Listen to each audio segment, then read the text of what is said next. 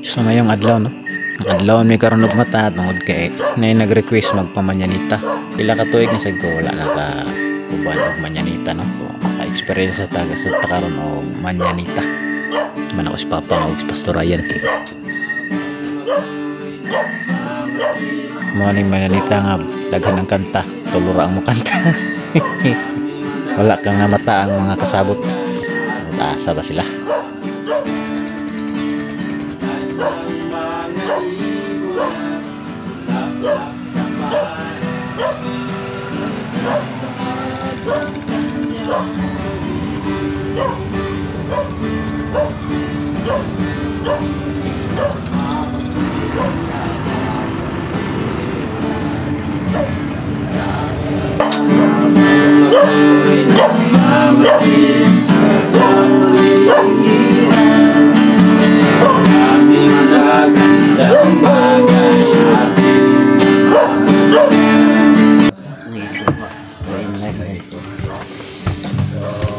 Pagkasugdan nato no pinaagi sa usa ka lawiton.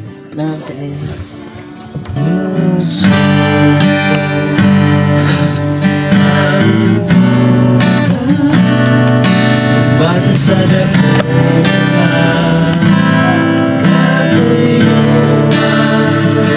kanamo magapasinati kanamo Ginoo sa talagsaon ning pagpabuhat, comfort Lord, renewal sa pagsatag sa kamay kinabuhi.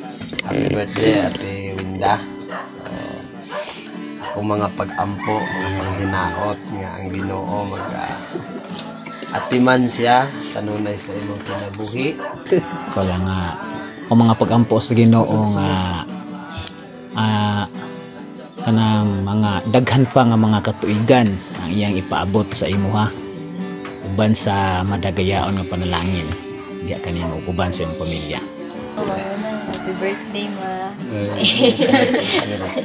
Ang ko, siya yung mga kanta. Mas kuban ko pero sa Ginoo. Tagaan ka kaniyag. More tuig pa. Maabot tayo. Kaya mga graduate na kung happy birthday, ma. Like kaning. Grabe ni kay ba kaning. Wala pa lang ay kaning gapon wise. Grabe yung pamlano ani. Bitaw mo kaning. Bisan bitaw if ever bisan bitaw kaning. Sipat kayo mga kaning. Like ko lagi. Like lami kay ka na mo mabisan nagtagtagad lang na kasi kayo mag-yaw-yaw sa mo. Pero malap yung kay ka na mo pati lang ito sa imalikuyan nga. Kanang ditong tinapulan may ganang.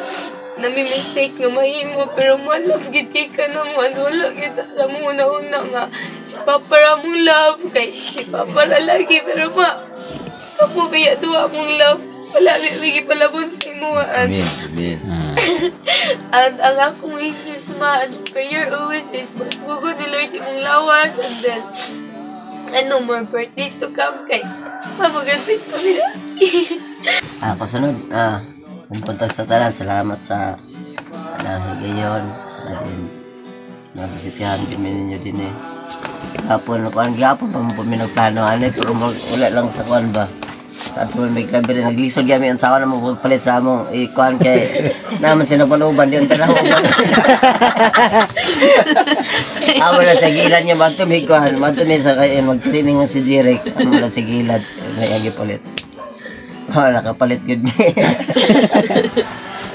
Pero bitaw sa kuan, salamat din kuan para akong pag-ampo nga dugang pangkatuligan mabot sa imong kinabuhi uban sa atong pamilya mga anak. Then ako sa gipangayo din magmalaho tayo patiwala sa mga dagan mga kayang sa mga pagsulay sa atong pagpuyo apan. Kanay Ginoo na guys sa atong nanay ug akong wish nga din dagaan dugang katuigan dagan pa katuigan mabot sa imong kinabuhi. I love you all. Anara. Ga paminta apa ning kamot nga kana bang doon na kita mahimo kay nga naman sa sign sa pagpasalamat nato diya sa Ginoo na ang kinabuhi iyang gihatag diha kanimo nga natawo kita niini nga kalibutan ug nakita kita sa dagko nga gibuhat sa Dios o mga nindot nga gibuhat sa Dios sa kalibutan tagtao. So muna una natong pagkatao. Asa man karon? Atas lang. Mga hapit. Ayaw itugot Ginoo. Dito may makapadulong diya sa pangipitan kundi diya sa imong kahayag Ginoo pinaagi sa Panginoon. Ang una bisan kini nga pamilya Ginoo. Sa tanan ako sa dugang tuig sa akong pinabuhi. Then, salamat sa inyong pinabuhi nga iabot mo diri sa akong panimalay. Naglaon nga dako, wala ko nag-expect kay lagi lakong gikuan nga ni anak kaning isa nga bi palitira gud ko kaning pulo kay kuan lagi karon recognition sa high school. Paliti ko sa pulo kay wala na koy gakasulog. Ingon ako nga na pa man gyud kay mga pulo dadto sa balay insya nga. Paliti lang lagi ko.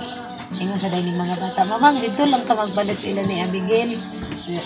Nagadto na may ingon dining isa nga.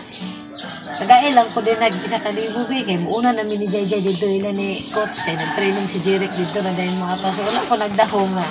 Naaday sila yung plano. Gikan sa iyang pagkagamay o hangtod karon wala kay pagkulang o Dios diya sa iyang buhay. Yeah.